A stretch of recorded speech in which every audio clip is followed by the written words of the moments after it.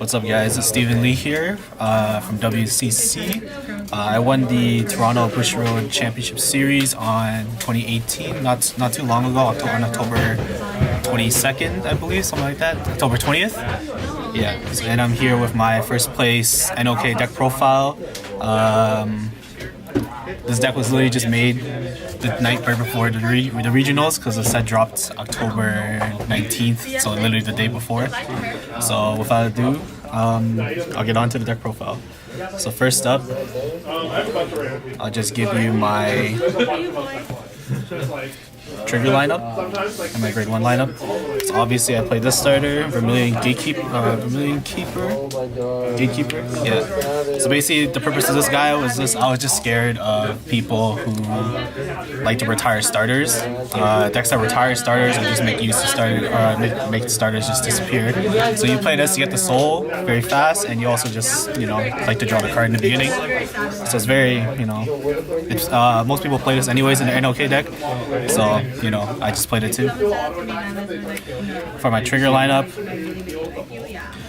I played 4 of the old Hysteric Shirley. So Hysteric Shirley, basically her effect is it's act, rearguard, you can put it into the soul, and then you may soul charge 1, keyword is may. So usually I just use her to soul charge early if I really want to NOK really quickly, or if I want to just push soul so I have more than 15 cards when I assassin. So I'll get more in depth with this card later. The next trigger is 4 draw triggers of the new V series, the Perfect Guard draws. So self-explanatory. It's a 10k trigger. Why wouldn't you play it? It's a good defensive trigger. Plus it's a draw trigger and a PG. Next up is 4 stand triggers, the monochrome of Nightmare Land. So basically this card, her effect is, its effect is GB1. If you have, or GB1, you can put this card into your soul, or put this card on top of your deck, and shuffle it, and then you can soul charge 1, and then draw 1. If you have 10 cards in your soul, at the end of that, you can unflip 1, I believe. If it's 10 or more, you can draw a card. So you just do get the unflip no matter what. But mostly I just use this as a basic unflipper, and I only use it pretty much when it's like 9 cards in soul or 10 cards in soul. So this card is like your main unflipping engine, and it's a good way to just dig for cards like Assassin. And then obviously I played the V trigger heals. It's a 10k trigger again. You don't really need to play the unflip / soul charge heal, because it's really just a 5k trigger, and you really want like the defensive power in this deck in case you do get rushed. And then next is basically one of the MVPs of the deck. Everybody knows what an Enigmatic Assassin does, but I'll go over it again. So Soul, Darkness, its effect is pretty much at the beginning of your attack step. So it's the moment you declare any battle, you can call it to the rearguard, and then if you called it to the rearguard and you have 10 in your soul, I believe is 10. This card gets like 5k, and then if you have 15, it gets another 5k. So it becomes like a 15. It gets plus 15k and becomes like a 20k attacker or a 20k booster. But if you don't, then it becomes like a 10k attacker or a 10k booster. So I'll get more in depth with this card's combos later. But next up, I'll talk about my grade 1 lineup. So my grade 1 lineup is, first of all, 4 what's this guy's name? Volcalicats. So basically what he does is when you place him on the Guardian Circle, you can, at the end of the battle that he's retired from the Guardian Circle, you can soul charge 1, and then if he enters your soul by any means at all, your Vanguard gets plus 10k. So it's a cool combo of him and Ruthven, that if you soul charge him with Ruthven's skill, you can unflip as well. It's a good card overall, 10k shield grade 1 from the V series, and then just speeds up your deck even faster if you want to guard with him early. Next up, I play 4 Dimensional Creeper. So basically, this was my ride target the entire day. It speeds up the deck. It makes it really fast. You want to soul charge 2 as much as possible. One thing I do like to say though is that I never use him unless I really need to. So I pretty much never soul charged him early, like the moment I rolled 2, just because if I needed my grade 3 still, then I wouldn't soul charge. Because if you soul charge all your grade 3s early, then you're pretty much just screwed anyways. The last grade 1 I play is Serpent Charmer. So this card, honestly, if you're playing the deck not as like a super turbo, but like as like a regular deck, just to try and survive, and even in the mirror match, I think Serpent Charmer is your go-to. This card basically is when it's placed on rear guard, or sorry, you don't need, it doesn't need to be placed. It has a continuous ability is that when you darkness this turn, he gets the effect, or 2k, and he gets the effect at the end of the turn. If you have, you can choose all the cards in your soul and return it to your deck, and then choose like 13 cards from those cards and just keep it in your soul, and then you retire him and draw a card. So basically this guy prevents you from decking out with NOK, and then it's just like a 9k booster, but mostly what you want to use him for is like to prevent deck out. So next up is my grade 2 lineup. First of all, I played 2 Free Travelers. This guy is also another ride target. I only played 2 because you don't really need to use them that often, but it's really nice to have. So Free Traveler basically is on place, Vanguard or rear guard, counterblast 1. You search your deck for any grade 2 or less Dark Irregular card and you just put it into your soul. So basically your target is usually just Enigmatic Assassin, but sometimes you want to use them to get in Dimensional Creeper to do some extra soul charging. You don't really feel like high rolling, then you get the Assassin, or you just really want to soul charge more than one card. My one problem was I wanted to Arcane Denial. I wanted to exile Arcane. My next card is for Ruthven. This guy's broken. Honestly, you use this guy to fetch any card from your drop zone or soul. It's pretty much just like the biggest tutor in your deck. Yeah, you can't play this deck without him, I believe. So his ability is pretty much on place rear guard. You can choose a card from your I believe drop zone or your damage zone and put it into your soul. If you choose a card from your damage zone, then he pretty much you take the top card of your deck and you put in your damage zone face down. And then if you put a card called Irregulars, the grade 1 I was telling you about, this lovely guy right here, you can unflip 1, and then his effect would also activate, so you would give your Vanguard 10k as well. So it's pretty cool if you don't ride NOK. You can just give your Vanguard a little boost and make it like 22 or 32 if you soul charge 2 in that one turn. The next card I play is Bobo. Honestly, this card is basically just for like the damage denial matchup. Anyone who tries to play damage denial against you, you can just play this card and you know, you'll be good. You take some damage. You can unflip 1 and it's also soul charges 1. The only bad thing I think about it is GB 1, but you know, that's like negligible if you just play damage now with them as well.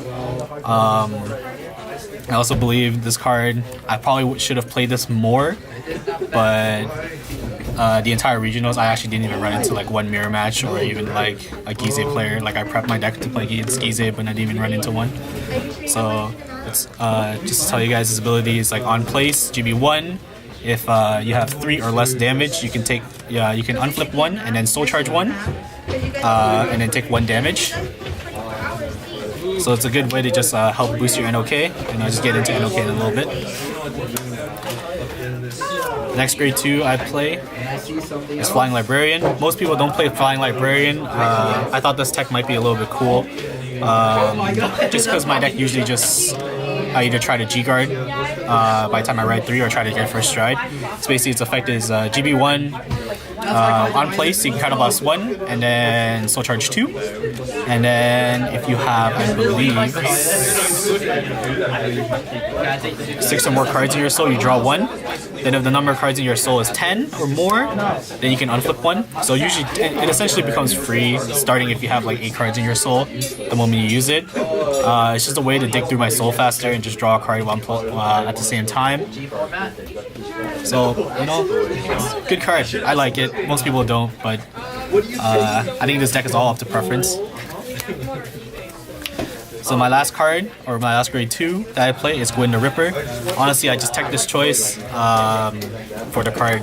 You guys might know it's called Honolly. It's a Cray Elemental.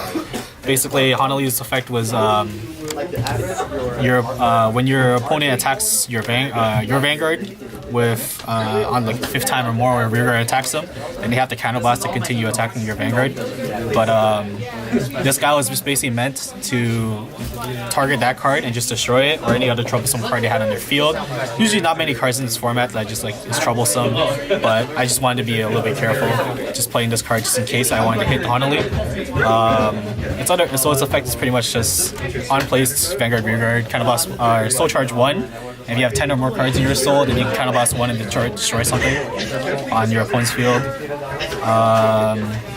Honestly, I used this maybe once or twice.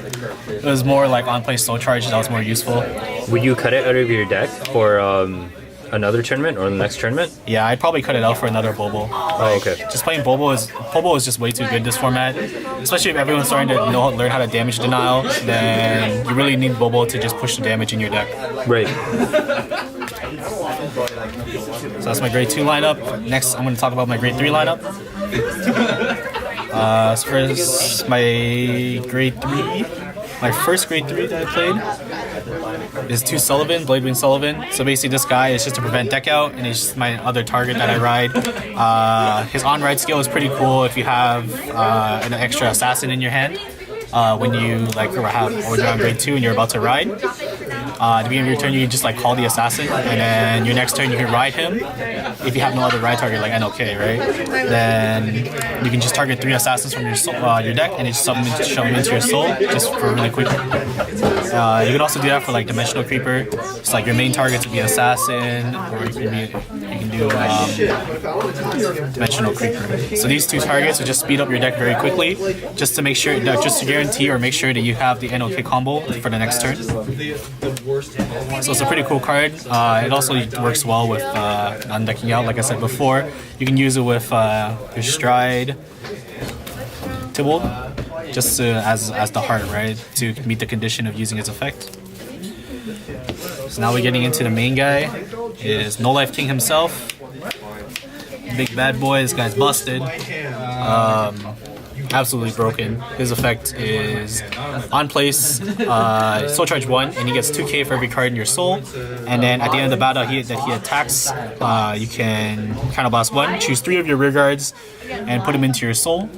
And then you can choose a grade 3 from your soul. Is it grade 3 or a card? A card. So you can choose any card from your soul and just ride it as stand, and it also gets critical. So what you do is you basically just combo him with another copy of himself in the soul, right? And you just loop the assassins, and that's pretty much the whole combo and the whole point of the deck. So it can be really devastating. You can one-shot someone from 0 to 6. What my strategy was the entire tournament was just keeping someone that I know, or keeping a deck that I know would be very dangerous, that has that could do something with 1 damage, say Ange, or maybe even Spike Brothers, if they can really go off with 1 damage. Any deck that really just goes off or prevents my deck from doing whatever its thing, like Redora. Keep them at 0 damage, and then once I'm ready, just one-shot them from 0 to 6. This deck is basically so insane. The combo pretty much starts out like you calling out an assassin at the beginning of your attack step. You hit them for 20, and then your next attack you call out 2 more assassins, and then you swing for 40. And your Vanguard will gradually continue to grow bigger every time you use his effect, because he soul charges 1 on ride when you ride him again. As well, he soul charges a card from your hand. Honestly, you guys, this deck was just absolute bonkers. What can I honestly say about it? Would you say it's the best deck of the format? I would say it's the best deck of the format. It honestly, if you know what you're doing, if you have enough information on what the matchup is on at the tournament, or how your deck matchups are, then there's no way you should honestly lose. You just play very smart and you play very intellectual, then you can just win every single matchup you ever play. There are decks that are bad matchups for this. One I would probably say is Ripple. Ripple tends to just go off on you on when they're grade 2, when you're a grade 1 if they even go first. And it's honestly so brutal, because they hit you 5 times or 4 times, and it just really, really hurts. Because you're not ready at all before you hit grade 3, right? Because you don't earn any protects or anything like that. Another deck that really countered me during regionals was Link Joker. So Link Joker really just does my deck in, specifically Freeze Ray Dragon. Freeze Ray Dragon really just stops his deck's combos, and there's ways to play around it. You can use other cards, your strides called Dust, and that's another way. You just have to keep your field empty and just be ready to try to one-shot them on your Dust turn. But now I'll go into my Stride Zone. So my first stride, I usually always go into, no matter what, is Balam. This sexy boy right here. This little nice ass pecs. Basically, this guy just gives you hand advantage. You don't really play him for the GB3 anymore. That effect is not really that important. What you do want is the first ability, where it's counterboss 1 act. You choose a copy of himself and turn face up, and then retire one of your opponent's rear guards, and then you gain the power of whatever you retired, and then he gets quad drive for the turn. So that just having quad drive and just playing like 8 draw triggers in your deck really just builds your hand really quickly. Well, you could ask them. My next stride is 4 Blittermouths. Honestly, like, I maybe went into him once the entire tournament, but this guy really does save you if you really am running out of cards of your deck. You can do a combo with like Assassin before you return Assassin to your deck. He's like a restander. His effect is like at the end of the battle, Darkness, counterboss 1. You can, or at the beginning of the battle, the first attack that he does, you can counterboss 1, and choose all the cards in your soul that are grade 0 in your field and just return it to your deck. So you have a deck full of stacked triggers and assassins, or in your starter as well. And then you choose 3 of your units and they gain 5k. So basically he just keeps you from decking out, and then just like a restander against like those bad matchups. Alright, so my next stride is Tybalt. This guy is pretty much self-explanatory. If you're on Reggie, is that his name? Sullivan? Yeah, if you're on Sullivan, then pretty much you just return your entire drop zone to your deck, and then if you have 15 or less soul, which you usually do if you Serpent Charmer, then you soul charge 5. If not, then you just keep the cards in your deck and your front row gets plus 10. The next stride and the final stride that I play is Dust. Pretty much this was my out to Link Joker, or it should be your out to Link Joker, because you basically deny them of using G Guardians because they're not grade 3 anymore. Even though it's like a mediocre card now, but considering they changed the Bushiroad changed the rulings on that you can guard with any grade, even though if you're grade 1s, you can guard grade 2s and like, stuff like that. But you know, still a really strong card. Nevertheless, now I'm gonna. I also play Sabreeze. Doesn't really count as a stride, but people do try to stall me. Then I can Sabreeze, get that GB1 very quickly, and then just go off with Flying Librarian. Now going into the G Guardians. My first G Guardians I play is a Gleam. So basically, it's just ditch 1, draw 1. This guy turns your bad draw triggers like Hysteric Shirley's and just makes you draw another. You just drop the Hysteric Shirley and you draw another card. Hopefully, to boost your NOK turn, or push you towards your NOK turn, or give you like an out. Next one I play is Sabnik. This guy is just like a Vanguard G Guard. You can kind of boss 1, and your Vanguard just get 5k base for the rest of the turn.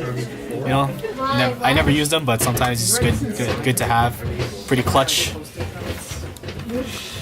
Next one I play is whatever this girl's name is, Druj Nasu.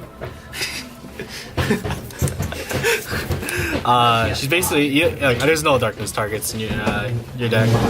It's like you do have what's his name? Serpent Charmer that does have darkness. That's the only like grade 1 or greater darkness in my deck. So he was my only target, but I would never soul charge him anyways. She's basically just a 25k G guard if you have 8 or more soul. Next one I play, which is pretty much the MVP G Guardians, a Grat Bat.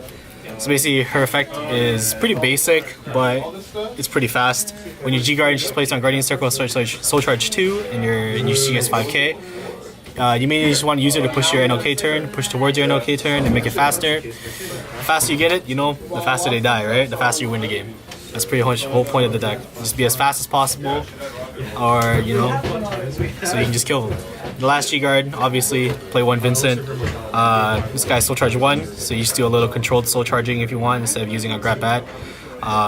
He gets 5k for every 5 cards in your soul. This is a mediocre shield, but still good if you want to G-flip some cards. And that pretty much concludes my deck profile for the NOK Toronto first place.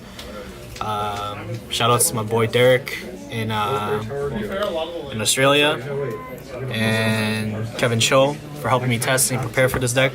Albert for his thoughts and telling me my list sucks, but I still win with it.